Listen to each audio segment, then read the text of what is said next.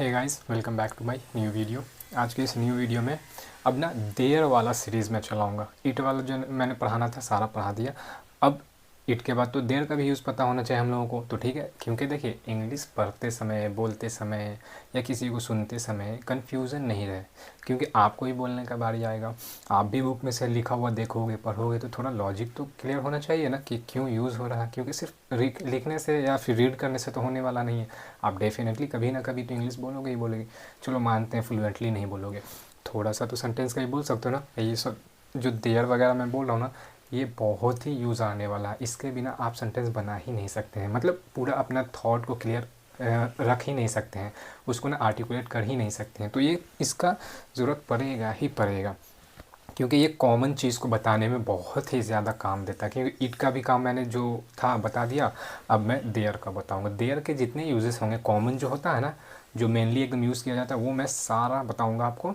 आज की वीडियो में 2 बताऊंगा, फिर बचे वाले में मैं बताऊंगा, ठीक है। तो चलिए देखते हैं कौन कौन सा यूजेस है, कैसे कैसे हैं। सबको एकदम ईजी वे में उसको ब्रेक डाउन करूँगा, ताकि ना आपको अच्छे से दिमाग में एकदम इनकलकेट कर जाए, अच्छे से एकदम। देखिए, पहला यूज़ का अगर बात करें, पहला यूज़ है देयर का एग्जिस्टेंस, ठीक है। एग्जिस्टेंस में तो एक बात और नोटिस करना, देयर जो है ना, ये क्या है, सिंगुलर के साथ भी यूज़ हो जाता है, प्लूरल के भी साथ यूज़ होता है। देखिए, ये सिंगुलर को इंडिकेट करता है, ये आर प्लूरल को करता है ना। आई यू वी दे हम लोग लेते हैं ना, जैसे बोलते हैं मैं जा रहा हूँ, तो आई एम गोइंग बोलते हैं। जैसे वो लोग जा रहे हैं, दे आर गोइंग बोलते हैं ना।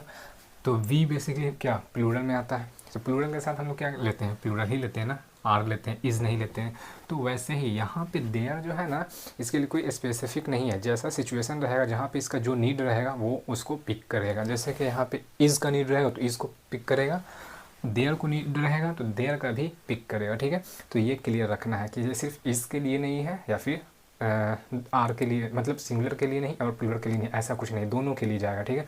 तो पहला यूजेस क्या है, एग्जिस्टेंस। अब एग्जिस्टेंस किस चीज़ का, देखिए, इंडिकेटिंग प्रेजेंस और एग्जिस्टेंस।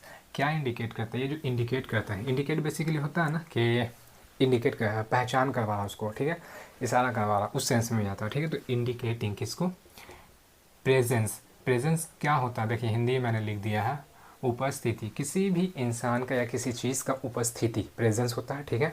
तो उसको इंडिकेट करता है पहला, या फिर एग्जिस्टेंस। तो एग्जिस्टेंस भी क्या होता है, किसी आदमी या किसी चीज़ का वहाँ पे ना मौजूदगी को एग्जिस्टेंस बोलते हैं, ठीक है। तो क्या इंडिकेट करेगा, प्रेजेंस को या तो एग्जिस्टेंस को, ठीक है।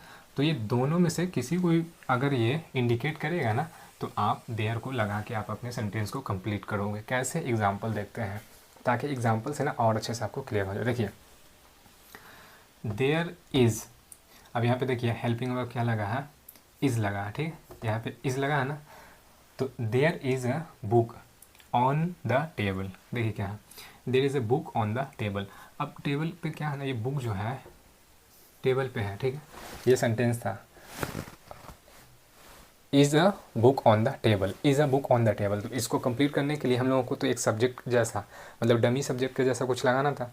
अब यहाँ पे तो इट नहीं लगेगा, तो यहाँ पे लगेगा देयर। इट का जो जो यूजेस मैंने बता रखा है, तो कन्फ्यूज़न तो होना नहीं चाहिए।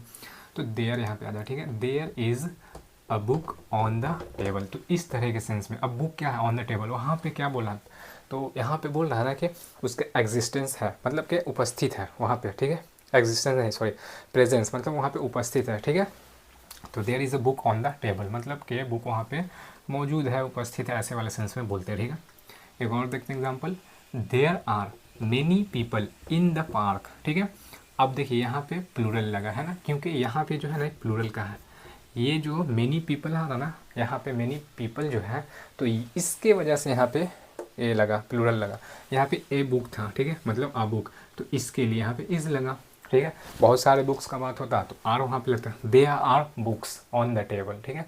तो जब भी यहाँ पे नाउन वगैरह जो होता है ना, ठीक है, आप उसको देखिएगा, ठीक है, उससे पता चलेगा कि आपको सिंगुलर इज़ लगाना है कि आर लगाना है, ठीक है।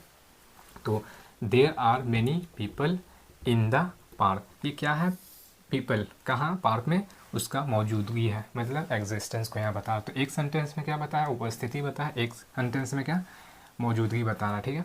दूसरा सेंटेंस देखते हैं, सॉरी दूसरा यूजेस देखते हैं देयर का, ठीक है। होपफुली आपको ये वाला क्लियर हो गया होगा अच्छे से। जब भी बात करेगा ना इंडिकेटिंग प्रेजेंस और एग्जिस्टेंस को, तो वहाँ पे भी देयर ही लगता है। ठीक है, कैसे लगता है अपने सेंटेंस को देख लेगा। अब दूसरा यूजेस क्या है, लोकेशन। लोकेशन होगा, पहले लोकेशन लगा, ठीक है। ओवर देयर या फिर देयर बोलिएगा, या तो आप ओवर देयर बोलिएगा या फिर देयर बोलिएगा, ठीक है। तो वहाँ पे हम लोग लगाते हैं, देखिए कैसे, लोकेशन में पॉइंटिंग टू ए प्लेस और डायरेक्शन। ये देखिए, या तो एक प्लेस या फिर डायरेक्शन को, किसी जगह को, या डायरेक्शन, डायरेक्शन मतलब उस ओर, या फिर प्लेस, वो वाला प्लेस, तो वहाँ पे बोलते हैं ना ओवर देयर या फिर देयर, ठीक है। तो देखिए पॉइंटिंग मतलब वही इशारा जो करता है, बोला था ना इशारा, इंडिकेट वगैरह भी क्या करता है, वही कि आपको एक हिंट देता है पहचानने का। तो ठीक है, यहाँ पे पॉइंटिंग टू ए प्लेस और डायरेक्शन, ठीक है। देखिए डायरेक्शन का इंग्लिश क्या होता है, दिशा, मतलब ओर, दिशा बोलो या फिर ओर। अब प्लेस आप जानते हैं जगह होता है, ठीक है, ठीक है। तो यहाँ पे आ जाएगा, देखिए यहाँ पे एग्जांपल अगर हम देखेंगे, put the bag over there, ठीक है, put the bag over there on the chair. ये देखिए ये बोला कि put the bag over there on the chair, ठीक है। तो ओवर देयर मतलब कि वहाँ पे बता रहा, उस जगह पे, उस चेयर एक प्लेस है, जगह, ठीक है, वहाँ पे आप अपने बैग को रख दो, ठीक है। तो put the bag over there, ठीक है, इस सेंस में लगा, ठीक है। ये जो देयर लगा किस सेंस में लगा, ये देखिए ओवर देयर के सेंस में लग रहा है और देयर के सेंस में लग रहा है, यहाँ पे लोकेशन बताने के, तो ओवर देयर इस सेंस में भी देयर लगता है। अब दूसरा एग्जांपल देखते हैं, my keys are there on the counter, ठीक है। अब देखिए यहाँ पे क्या है ना, ये जो है आर क्यों लगा, क्योंकि यहाँ पे प्लूरल का बात हो रहा है, ठीक है, माई कीज़, तो माई कीज़ आर देयर। अब ये देयर जो बता रहा है ना, वहाँ पे है, काउंटर पे है, ठीक है, ठीक है, ठीक है। तो यहाँ पे आ गया my keys are there on the counter, ठीक है। ये ओवर देयर बता रहा है ना कि ये देखिए my keys are there on the counter, तो यहाँ पे प्लूरल लग गया, वो पता चल गया आपको किस वजह से लगा। और यहाँ पे बोल ही रहा था कि लोकेशन में या तो ओवर देयर लगाना है या फिर देयर लगाना है, तो इस सेंस में भी लगता है। होपफुली आपको अच्छे से समझ में आ गया होगा। एक चीज़ और नोटिस करने वाला है, देखिए अभी हम लोगों ने क्या बताया था, मतलब इज एम आर था, मतलब प्रेजेंट पे था। आपको अगर ना पास्ट में भी कुछ बताना होगा, अगर इसी सब सेंटेंस को पास्ट में कन्वर्ट करना होगा, तो वाज आ जाएगा, वर आ जाएगा। जैसे कि देयर का यूज़ हम लोग वाज के साथ भी करते हैं, वर के साथ। वाज आपका सिंगुलर में आ जाता है, वर आपका प्लूरल में आता है, ठीक है। तो इस सेंस में भी यूज़ होता है। होपफुली आपको समझ में आ गया होगा।